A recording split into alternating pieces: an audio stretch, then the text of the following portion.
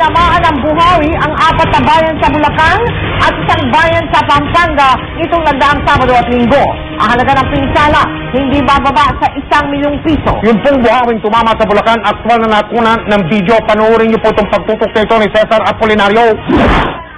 Sa amateur video na ito, kita ang kumpol ng ulap na misulang babagsak anumang oras. May nakaumang na animoy pangil na handang umatake. Kahit ang mga residente sa Balagtas, Bulacan, inihalin tulad ito sa hugis daw ng isang halimaw. 6 na segundo lang daw tumagal sa Balagtas ang buhawi, pero nag-iwan ito ng takot sa mga residenteng nakasaksi. Hoy, buhawi nga! Marami ang agad naglabasan. Sinira ng buhawi ang ilang bahay at establishmento.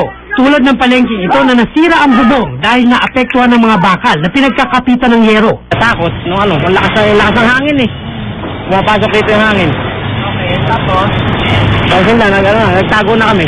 Kaninang umaga pinaayos na mga nasirang bubong ng palengke. Yung mga importanteng process talagang obligadong ayusin para yung, siyempre, yung unang-una yung kaligtasan ng mga nagtitinda. Yun ang dapat natin pangalagaan. Naapektuhan din ang ilang signages at billboard na katabi ng palengke. Nabuwal din ang waiting shed sa tabi ng eskwelahan. Sa Giginto, winalis din ang buhawi ang isang construction store, pati ang kisame, sinabagsak.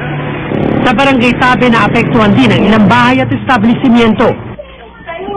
Ayon sa mga residente, ito ang kauna-unaang nakasaksihan ng ganito kalaking buhawi. Bukod sa Balagtas at Giginto, tinamaan din ang buhawi ang ilang barangay sa Bukawi at Baliwag. Tinatayang umabot sa 1 milyong piso ang halaga ng mga ari-ariang nasira. Buti na lang at walang nasaktan sa pag-atake ng buhawi sa lalawigan. Cesar Apolinario, nakatutok, 24 hours.